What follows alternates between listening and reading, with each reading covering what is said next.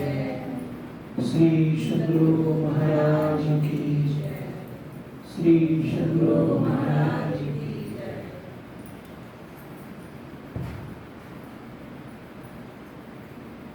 मंगल मूर्ति सद्गुरु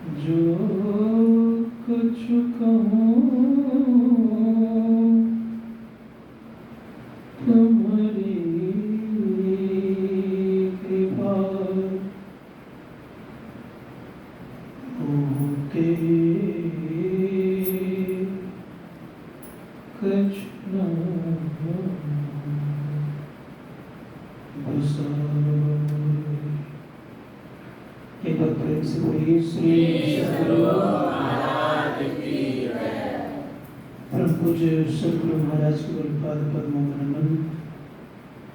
परमादरणीय हमारे अध्यक्ष महोदय प्रोफेसर विजय कुमार जी,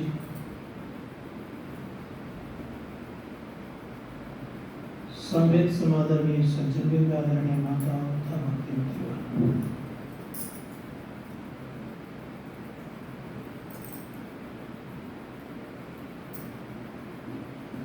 मनुष्य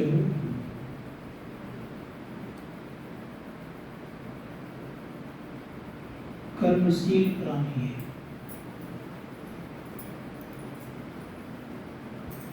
कर्म भी करता है और भोग भी करता है। मनुष्य के अलावा जितने भी प्राणी हैं सब भोग प्राणी है, उपभोग कर सकते हैं। मनुष्य में दो है, याद रखिए। क्या क्या? कर्म भी और भोग भी। संत महात्मा गण कहते हैं कि जिनके जीवन में दो चीज हो वे बड़े भाग्यशाली होते हैं। तो ये कैसे? संसार के जितने भी प्राणी हैं वे सब, मनुष्य को छोड़ करके, वे सब ईश्वर परमात्मा को प्राप्त नहीं कर सकते, लेकिन मनुष्य ईश्वर परमात्मा को प्राप्त करके ईश्वर बन सकते हैं। कितनी ताकत है! इसीलिए शास्त्रकार कहते हैं कि मनुष्य कर्म और भोग दोनों को लेकर के चलता है। अब रही बात यह कि हम जैसा कर्म करते हैं वैसा ही हमें फल मिलता है।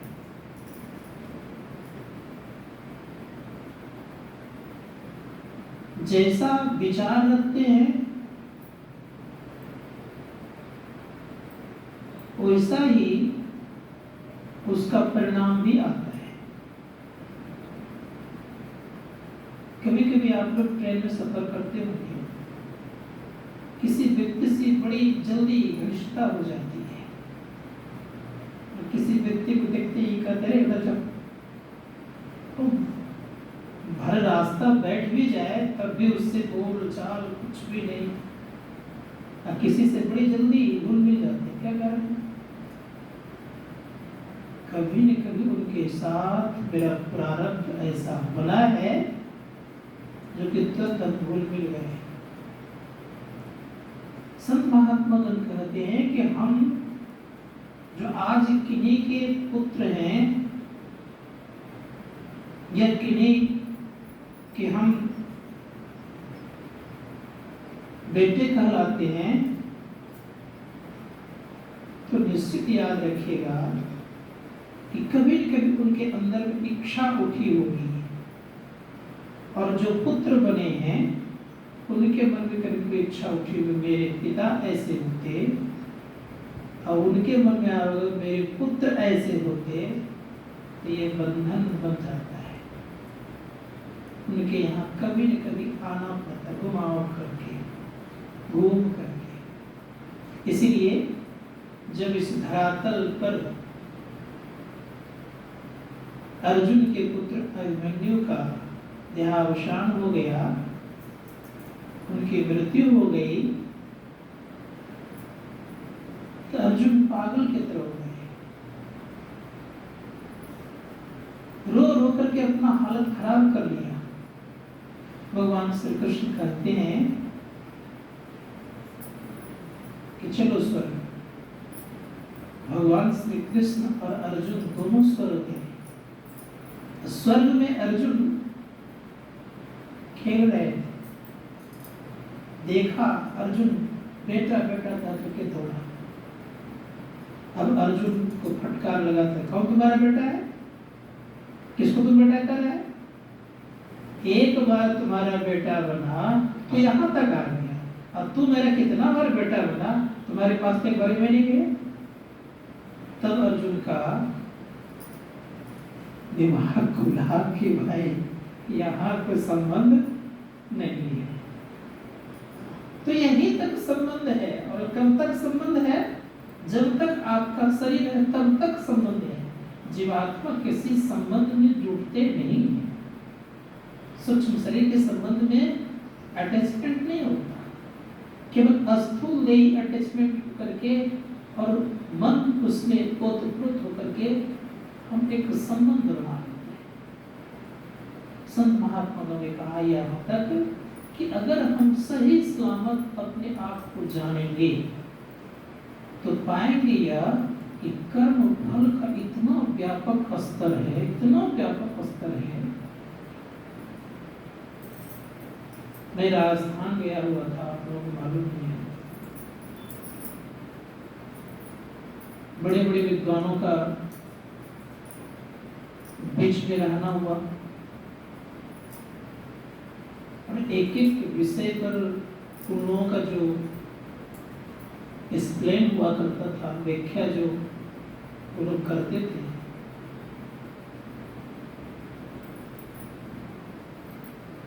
तो लगता ये था कि कितना व्यापक है कर्म। कर्म पर जब एक वक्ता बोलते तो बोलते ही रहते थे। तो व्यापक है कर्म, साधारण नहीं है। इसीलिए तुलसीदास जी महाराज ने बड़ा सुंदर शब्द कहा, उनका तुलसी यह तन खेत है। खेत में कुछ भी उपजा लीजिए, नहीं, तुलसी यह तन खेत है, मन वचन कर्म किसान। पाप पुण्य दो बीज है, जस बोवे तस पावे। जैसा हम बोलते वैसा ही पाते हैं। इसीलिए लक्ष्मण जी को वनवास नहीं मिला था। भगवान राम की सेवा हेतु जंगल गए, और मां सुमित्रा कहती है जहां राम वहीं अवध बधावा। कहा जहां राम है तुम्हारे लिए वहीं अवध है। इसलिए तुम राम और सीता को स्वप्न में भी दुख नहीं देना। तब लक्ष्मण कहता है कि अगर सो गया तो कहा मैं कह रही हूं तो स्वप्न में भी दुख नहीं देना। लक्ष्मण कहते कि मैं जीवन पर्यंत जब तक रहूंगा वन में कभी नहीं सोऊंगा, कभी नहीं सोए। जब वही श्रृंगवेरपुर पहुंचे, निषाद का संग हुआ। निषाद के मन में भयंकर विषाद वाली बात हो गई। अब दोष किनको देने लग गए? कैकेयी को। और कैकेयी को दोष देते देते इतना देने लग गए कि लक्ष्मण जी को रहा नहीं गया कि उनके बगल में ही तो थे, पहरे दे रहे थे, पहरा का काम दोनों कर रहे थे। क्योंकि वृक्ष के पत्तों पर सोए हुए थे राम लक्ष्मण, वृक्ष के पत्तों पर सोए थे सीता और राम। इस दृश्य से परिणाम ये हो गया कि कोसने लग गए, दोष देने लग गए। लेकिन लक्ष्मण जी बड़े प्रेम से कहते हैं, वेदांत है ये, काव्य को सुख दुख कर दाता, निज कृत कर्म भोग सुन। हे भाई, कोई किसी को सुख और कोई किसी को दुख नहीं देता है। जो कुछ भी हम आपके जीवन में होता है अपने ही कृत कर्मों के आधार पर होता है। इसीलिए भगवान राम के भाई लक्ष्मण कह रहे निषाद से, किसी को कोई सुख दुख नहीं देता। अब देखिए, दोनों के जीवन में दुख आया है। सीता के जीवन में भी दुख आया है, भगवान श्री राम के जीवन में दुख आया है। प्रसंग मालूम आप लोगों को है कि सीता ने भी कोई गलती की है, इसी कारण से उनको भी दुख हुआ। स्कंद पुराण में वर्णन है कि जब राम लक्ष्मण सीता तीनों जब अयोध्या आ गए तो गर्भावस्था में सीता को जंगल जाना पड़ गया। प्रसंग है कि जब सीता कुमारी अवस्था में थी, सहेलियों के संग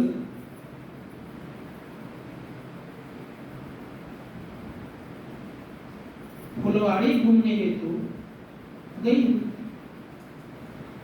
उस फुलवाड़ी की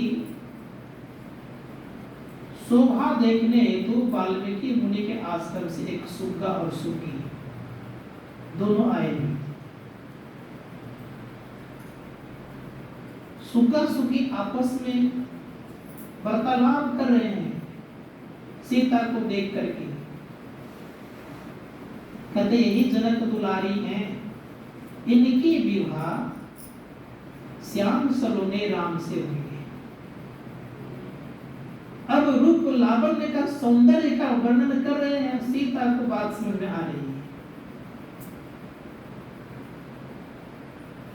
सीता अपने सखियों से कहती है, दोनों सुग्गा और सुग्गी को पकड़ो। अब पकड़ते हैं,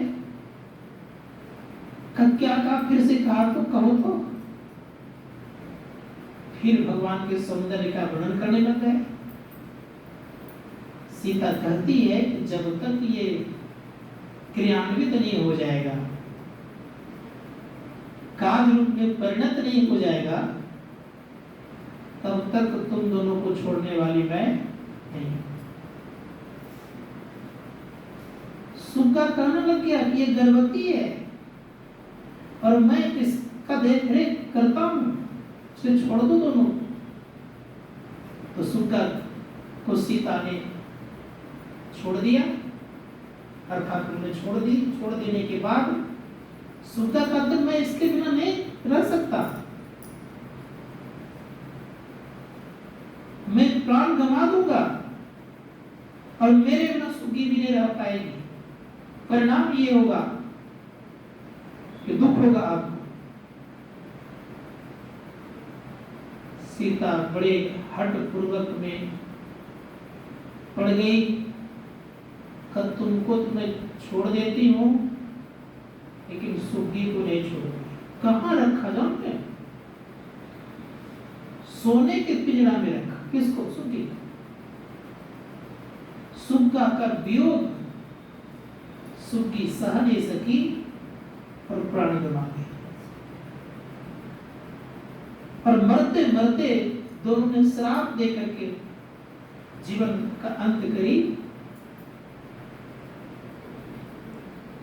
सुग्गी अंत करी कि जिस प्रकार से मैं पति के वियोग सह नहीं सक रही हूं और गर्भावस्था में हम दोनों अलग हो गए, उसी प्रकार से तुम भी एक दिन गर्भावस्था में अलग होगी और इतनी आप दोनों की निंदा में करूंगी उसी अयोध्या में जाकर के कि प्रजा भी आपको लाइक नहीं करेंगे, अर्थात पसंद नहीं करेंगे, और साथ ही साथ भगवान राम भी आपको राजमहल में नहीं।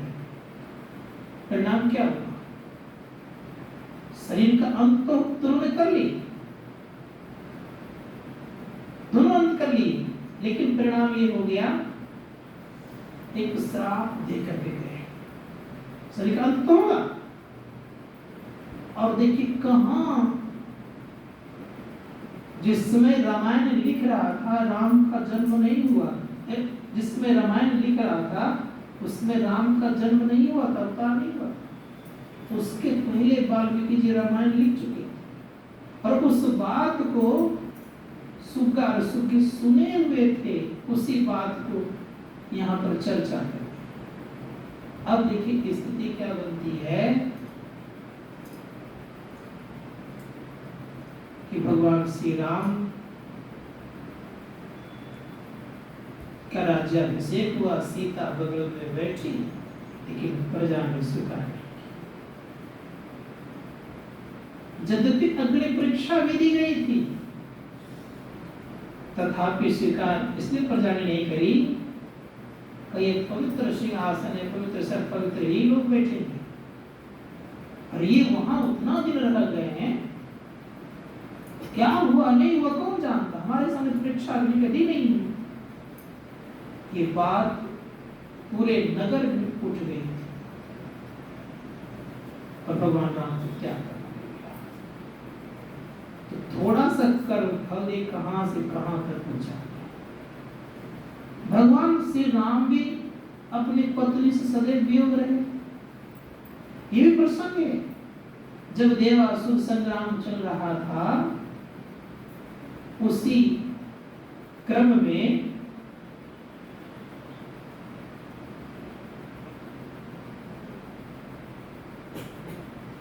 देवतागण जीतने लग गए और असुर हारने लग गए। असुर रण छोड़ करके अर्थात युद्ध छोड़ करके भागने जब लग गए, तो जाकर के भृगु मुनि की कुटिया में जाके छिप गए।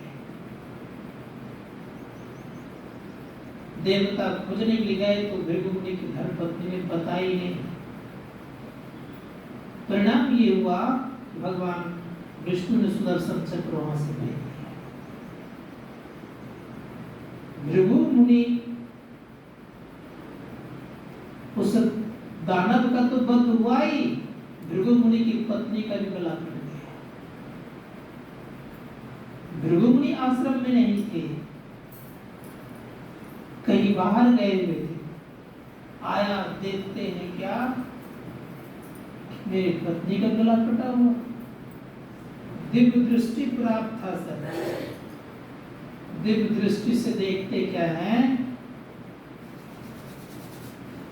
कि भगवान विष्णु के सुदर्शन चक्र ने मेरी पत्नी का गला काट दिया। दिव्य दृष्टि प्राप्त है, तथापि बस नहीं है। आते हैं आवेश में, है विष्णु, तुमने मेरी पत्नी का गला काटा है, इस पत्नी के वियोग में तड़प रहा हूं, तुम भी एक दिन तड़पोगे। ऋषि है, दिव्य दृष्टि प्राप्त है, फिर भी देखिए क्या स्थिति हो रही है। अब देखा कि ये भगवान है, मेरा श्राप लगे कहना मुश्किल है, लगे तपस्या करने, और तपस्या जब करने लग गए तो भगवान विष्णु प्रसन्न हो गए, कहा वर मांगो। कहा वर यही मुझे दीजिए, मैंने जो आपको श्राप दिया है वो श्राप आपको लगे। भगवान कहते तथास्तु। इतने मेहनत किया, क्या मांगा? विचार करिए, दिव्य दृष्टि प्राप्त हुई महापुरुषों की यह हालत। इसीलिए भगवान श्री राम कहते तथास्तु। भगवान श्री तथास्तु तो स्वीकार तो हो गया और उसका परिणाम भी मिल गया। तो मैं कहना यह चाह रहा था कि कोई किसी को दुख और सुख देता नहीं है। काहुन को सुख दुख करदाता, निज कृत कर्म भोग सुख उठाता है। भाई कोई किसी को सुख दुख नहीं देता है। इसीलिए अगर दुख से मुक्त होना चाहते हैं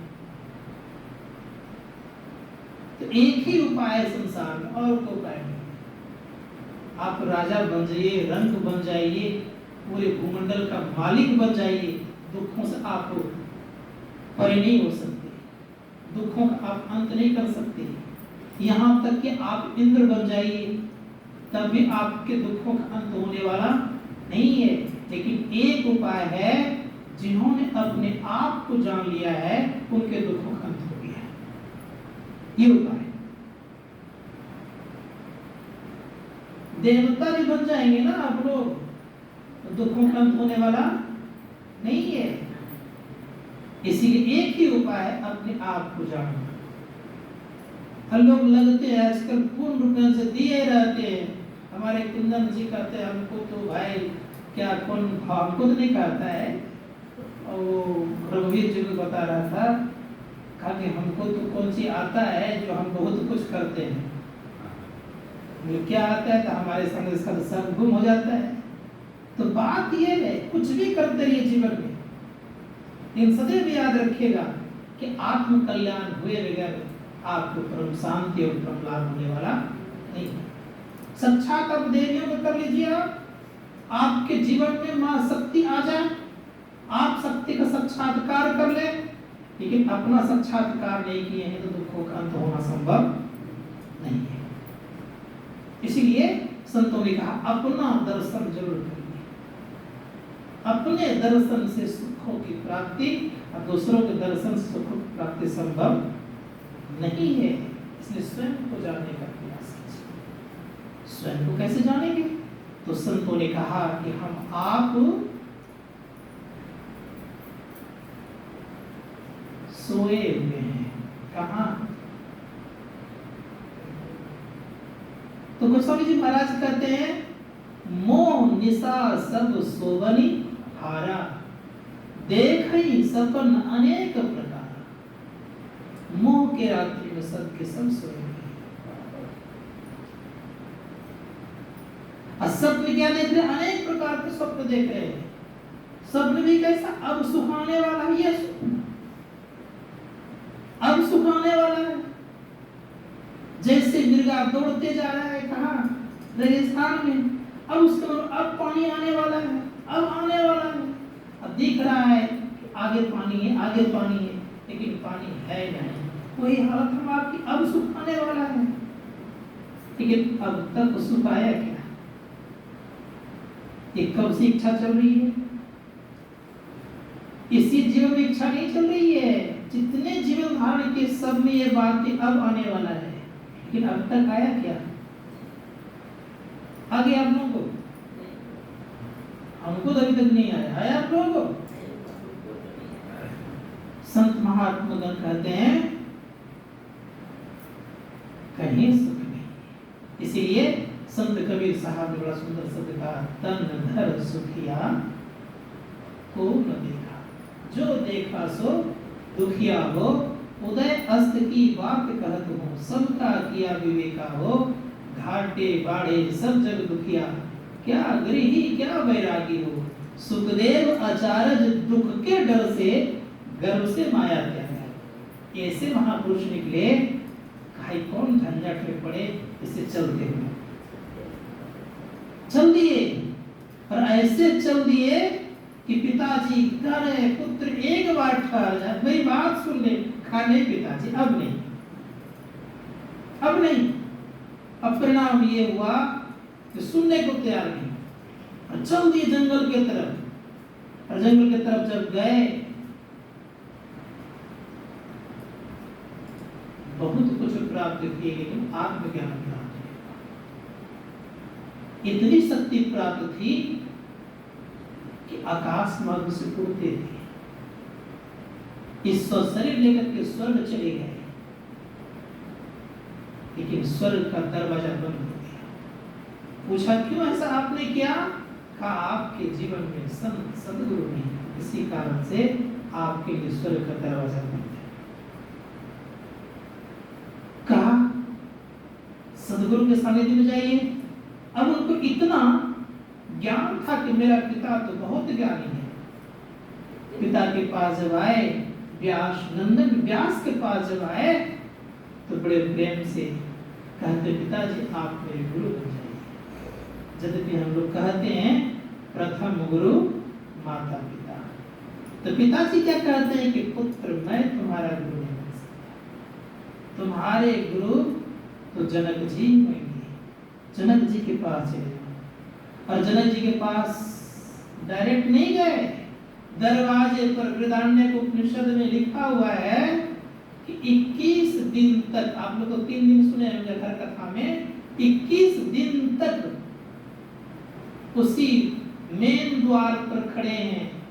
और 21वां दिन जब होता है तो द्वारपाल कहते अंदर चलिए। अंतःपुर में भोजन नहीं कराया गया, छत टूटा हुआ था, तलवार एक धागे से लटका दिया गया, खूब सुंदर भोजन परोस दिया गया।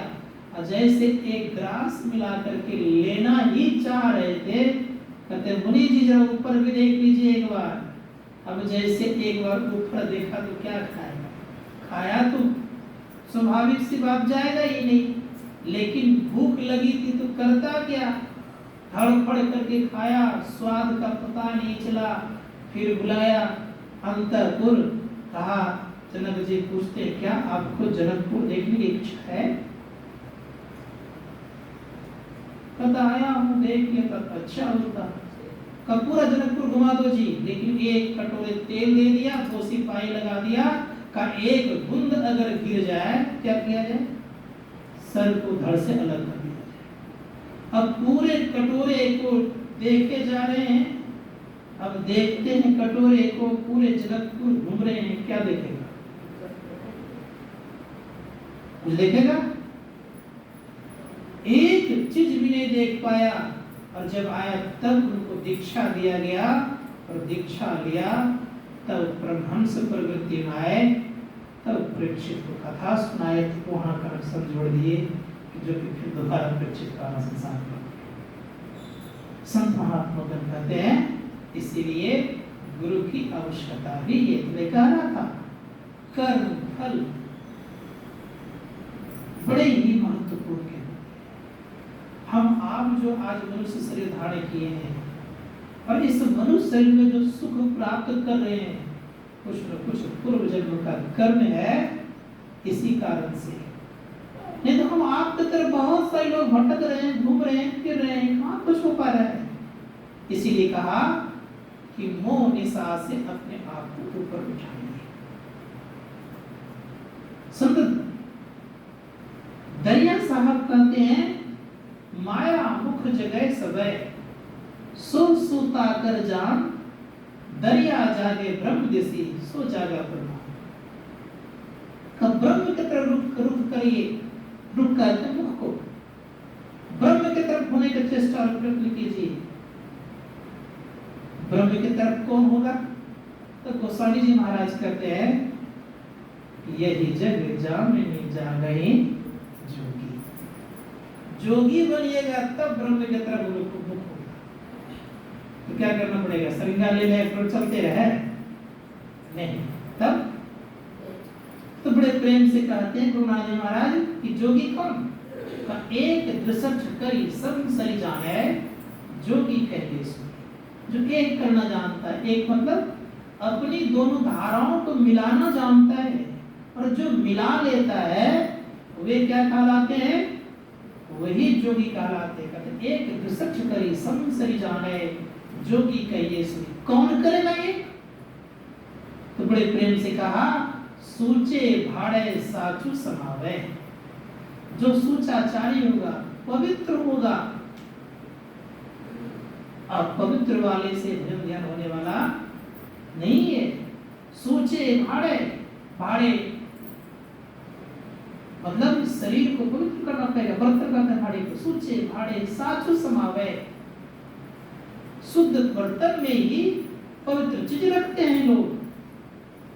सूचे भाड़े समावे दिल्ले सूचाचारी, का कोई उस इस शरीर को पवित्र कर पाते हैं? कब होगा पवित्र? इस जगह बड़ा एक मर्म छिपा हुआ है। जब तक जड़ शरीर रहता है तब तक पूर्ण शुद्ध नहीं होता है। बस मारी है, जड़ शरीर रहने पर पूरा आप शुद्ध नहीं है। क्योंकि कौन मिला हुआ आपके शरीर में? चार अंतःकरण की इंद्रियां हैं, और जब तक चार अंतःकरण इंद्रियां रहती है तो आप जड़ ही, चेतन कहाँ है? अशुद्ध होता है ज्ञान में, याद रखिएगा। अज्ञानता में तो शुद्ध होता नहीं है, ये रहस्य वाली है।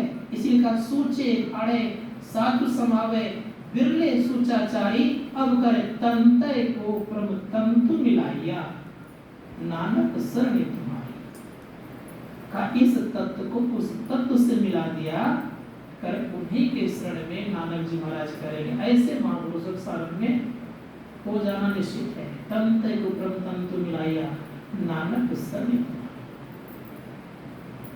इसलिए हम लोग क्या बनना होगा? जोगी बनिए, योग कीजिए। वो उस तरह का जोगी नहीं जो गुण खिंथा, जो गुण दंडे, जो गुण भस्म चढ़ाइए, अंजन माह निरंजन रहिए, जोग जुगति इव पाइए, गली जो गुण हुई। खिंथा नाम यहाँ से लेकर के यहाँ तक कपड़ा पहनने वाला, पता है? जो गुण खिंथा, जो गुण दंडे, वो डंडा रखता है, मोटा रखता है। कभी कभी जाइए कुंभ मेला में देखिए बड़ा का डंडा लेके चलता है, भले उसे डंडा उठी है गलत बात है, डंडा बता डंडा लेने से, बड़ा का कपड़ा पहन लेने से, अब भस्म को चढ़ा लेने से कोई जोगी होता नहीं है। इसलिए कहा जो गुण खिंता, जो गुण दंडे, जो गुण भस्म चढ़ाइए, अब तक अंजन माही निरंजन रही। अंजन कहते माया, इस माया में रहकर जो निरंजन अर्थात निर्माया बन जाता है का वही तो जोगी है। अंजन माही निरंजन रहिए, जोग जुगति पाइए, का जो जुगति को प्राप्त कर लिया है वही व्यक्ति अंजन अर्थात माया में निरंजन बनकर रह सकता, अन्यथा संभव नहीं है। का जोग जुगति पाइए, गली जो गुण हुई, एक दृसठ करी संसरी जाने, जोगी कहिए सो। वो जोगी हो जाता है। जो गुण मणि मणि मसाने, जो गुण सिंजी पाइए। तो कह रहे हैं बड़े प्रेम से कि जोगी जब बनते हैं तो क्या मिलता है उनको? तो बड़े प्रेम से उन्होंने कहा है, गुरु नानक जी महाराज ने उन्होंने कहा जो गुण सिंजी आइए। अब जोगी कौन परिभाषा दे रहे हैं? जोगी पर दे दी उन्होंने, जो दृष्टि को एक करता वो जोगी हो जाता है। तो कैसे अब जोगी कहेंगे पूर्ण रूप से? जो जोगी बनता है क्या करता है ये जानना चाहिए। तो बड़े प्रेम से कहा नानक जीवितिया मरी रहिए, ऐसा जोग बस मारिए। जीते जी मरने का काम कर लीजिए तो आप क्या हैं? ऐसा जो कमाने के कारण जीते जी मरिए, नानक जीवितिया मर रहिए, ऐसा जो कमाइए। जो ऐसा जो कमा लेता है तो संत महात्मा गण करते, तब संत कबीर साहब कहते जहाँ मरने से जग डरे मेरे मन आनंद, कब मरी हम कब पाई हम भजियों पूरण परमानंद। ये मन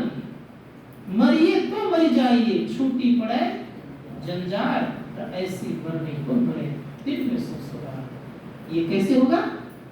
जो व्यक्ति अपने आप को उठाए। इसीलिए उपनिषद का कहते हैं प्रतिष्ठित जागृत प्राप्त प्राणी बोधत चुरस धारा निष्ठाद्रत्या दुर्गम तपस्वित कवियो बदलती। अरे अविद्याग्रस्त लोग उठो, श्रेष्ठ पुरुषों के समीप में जाओ और उनसे तत्व ज्ञान प्राप्त करने का चेष्टा करो। इसलिए उठिए और जागिए। स्वामी विवेकानंद ने कहा उठो और जाओ। जब जगिएगा उठिएगा तो जगना जब हो जाएगा तो जगेगा तो क्या करेगा? सब कुछ का ज्ञान कर लेगा ना। उसी प्रकार से जब आंख से ऊपर उठते, पेट में प्रवेश करते हैं, माया से ऊपर उठ जाते हैं, ब्रह्मांड में प्रवेश कर जाते हैं, संत महात्मा गण कहते हैं ब्रह्मांड में प्रवेश करने से बहुत दूर तक बात होती है का जो अपने को अंधकार से प्रकाश मिल जाता है वो व्यक्ति जग जाता है। यही जग जामिनी जागरण जोगी, जग जाता है। और जो जग जाता है तो समझिएगा धीरे धीरे उनकी अज्ञानता खत्म हो जाती है। और जिनकी अज्ञानता खत्म हो जाती है तो मोक्ष क्या है? अज्ञान ग्रंथि नाशो अस्ति। कर अज्ञान ग्रंथियों का नाश कर दिया तो आगे क्या है? मोक्ष तो ही है। ठीक है, कोई मोक्ष वस्तु तो नहीं है, कोई जगह तो नहीं है मोक्ष। अज्ञान ग्रंथियों का नाश हो गया, मोक्ष प्राप्त हो गया। अज्ञान ग्रंथि कहाँ तक है? तो संत महात्मा गण का स्थूल सूक्ष्म कारण महाकारण ये चार जड़ शरीर अज्ञानता के अंतर्गत आता है। बस मारी है ना, अज्ञानता के अंतर्गत आता है। इसका आप अलग कर दिए, इसको आप अलग कर दिए और आप शुद्ध चेतनत्व रूप में आ गए तो आप क्या हो गए? पूर्ण रूप से आप मोक्ष के अधिकारी हो गए। संतों ने कहा अब आपको मांगना नहीं पड़ेगा। पर मोक्ष मांगने की वस्तु होती नहीं है। आज नोट करिएगा, मोक्ष मांगने की वस्तु नहीं होती है। अज्ञानता को दूर करने की चीज का नाम ही है मोक्ष। जो अज्ञानता को दूर करता है उन्हें मोक्ष की प्राप्ति होता है। तो इसके लिए क्या करना पड़ेगा? जिस प्रकार से लोग नदी को पार करता है तैर करके तो पानी का सहारा लेता है, उसी प्रकार से याद रखिएगा कि जो इस संसार सागर से पार होना चाहता है तो उन्हें भी माया का सहारा लेना पड़ेगा। अर्थात यूं समझिए कि हम लोग जो पूजा पाठ इत्यादि करते हैं ये सब माया के अंतर्गत में ही आता है। तो संत महात्मा गण कहते हैं अगर जीवन में कल्याण चाहते हैं, सारे कर्मों से दूर होना चाहते हैं तो आप एक नाम का जप करिए, एक रूप का ध्यान करिए। इससे आपके कर्म सब समाप्त नहीं होंगे, योग्यता आती जाएगी। योग्यता जो जो आती जाएगी उसके बाद दृष्टि योग की योग्यता आएगी। दृष्टि योग करते करते आपका जो प्रकाश का उदय होगा, प्रकाश में शब्द की प्राप्ति होगी। उस शब्द को जो पकड़ता है तो संत महात्मा गण कहते हैं जैसे सार शब्द पकड़ाता है तो अज्ञानता हट जाती है। ठीक है, अब ज्ञान का प्रकाश हो गया। संत महात्मा गण कहते हैं अब मोक्ष मिलने वाले को देर नहीं लगेगी। यही है, इसीलिए उपनिषदकार ने कहा सारे कर्मों को क्षय करना अगर चाहते हैं तो ये काम जरूर करिए। लेकिन कभी कभी आप लोग मन में एक प्रश्न उठता होगा कि हम लोग तो सत्संगी हैं, करते भी हैं, कुछ लोग बोलते भी हैं, फिर भी हम लोगों को कभी कभी दुख क्यों आ जाता है? मनसुख सिंह ब्रह्म जी महाराज बड़ा सुंदर उदाहरण दिया करते थे। वो कहते थे कि एक ही समय में एक व्यक्ति ने 3 प्रकार का वृक्ष लगाया, अखरोट, केला और आम। इसको इस तरह से केला, आम और अखरोट। जिस समय लगाया जा रहा था, ध्यान दीजिएगा थोड़ा सा, लगाने वाले की आयु 40 साल। ठीक है, केला बेचारे ने 6-7 महीने में या 8 महीने में या साल भर में केला खा लिया। तो जो भी अच्छे उग्र रूप का केला का फल लगाया, उसने प्राप्त कर लिया। अब रह गई बात 6-7 साल में या 4 साल में या 5 साल में आम भी उसने खा लिया। अखरोट फलता है 40 साल बाद। अब अखरोट रूपी वृक्ष जो लगा के गया है बेचारे ने, अब बीच में ही 60 या 70 उम्र होते उनका शरीर छूट गया। आपने जो अच्छे बुरे रूपी जो भी अखरोट लगाए हैं, उसका फल आपको खाना पड़ेगा। बात सुना रही है? दूसरा उदाहरण देता हूं, जैसे मान लिया जाए कोई बहुत बढ़िया सर्विस कर रहे हैं, और सर्विस करते करते उन्होंने अच्छा खासा बैंक में बैलेंस कर लिया है। अब वो काम उनका छूट गया अगर, तो बैठ कर आराम से खा सकता है क्योंकि उनके पास पैसा है। और जब तक पैसा रहेगा तब तक वो आराम से खाएगा ही, इसमें कोई संदेह नहीं है। हमारी है। लेकिन जैसे पैसा खत्म होगा ये दुख चालू होगा ना होगा। ठीक उसी प्रकार से याद रखिएगा, जब तक आपके पास पुण्य की पूंजी है या दुख की पूंजी है, तो मतलब आप समझ लीजिए दुख की पूंजी है, तब तक तो आपको भोगना पड़ेगा, उसका फल प्राप्त करना पड़ेगा। या मान ली पुण्य की पूंजी है, तो आप लाख अवगुण करते हुए कोई काम नहीं भी करेंगे, तब भी आप बड़े प्रेम से उस वस्तु किसी वस्तु का उपभोग कर लेंगे। लेकिन जैसे ही पूंजी खत्म होगी, दुख आपका चालू होना शुरू हो जाएगा। उसी प्रकार सुने होंगे कि नेता वगैरह बहुत अनाप शनाप काम करता है, फिर भी उसकी गाड़ी बड़ी अच्छी ढंग से चलती है। कारण क्या? कारण यह कि उन्होंने पुण्य किया है, और पुण्य के प्रभाव से वो व्यक्ति की गाड़ी अच्छी चल रही है। जिनका पुण्य खत्म हो जाता है तो फिर वो धरातल पर आ जाता है। इसीलिए कर्म थोड़ा सोच विचार करना चाहिए। अच्छे दिन हैं तो उसमें और अच्छे करने का प्रयास कीजिए, और नहीं तो पुण्य को घटने में भी देर लगती नहीं है। इसी संत महात्मा कहते हैं लगे रहिए और ऐसा पुण्य का अर्जन कीजिए कि संसार में कितना उसका उपभोग कर ले कभी खत्म हो ही नहीं। तो कौन सा उपाय है? भगवान श्री कृष्ण कहते हैं कि केवल आत्म कल्याण का मार्ग पर जो चलता है इसका पुण्य कभी घटता नहीं है। याद रखिएगा, जो ध्यान सत्संग करते हैं लोग, इसका पुण्य कभी घटता नहीं है। लेकिन किसी को आपने कुछ दिया है या कोई पूजा पाठ कर रहे हैं, उसका पुण्य घटता है। लेकिन आंतरिक सत्संग ध्यान का पुण्य कभी घटता नहीं है। तब तक बरकरार रहता है जब तक कि आत्म कल्याण आपका नहीं हो जाता है। इसलिए सर्वोपरि कार्य है, समझ गए? सबसे उत्तम कार्य है, और इस उत्तम कार्य को जो करेगा, निश्चित याद रखिएगा उनका बेड़ा पार एक दिन को करके ही रहेगा। इसलिए मनोयोग पूर्वक सत्संग ध्यान करते रहिए, एक दिन उस तपाम गति की प्राप्ति होगी। बोलिए प्रेम से श्री सद्गुरु महाराज।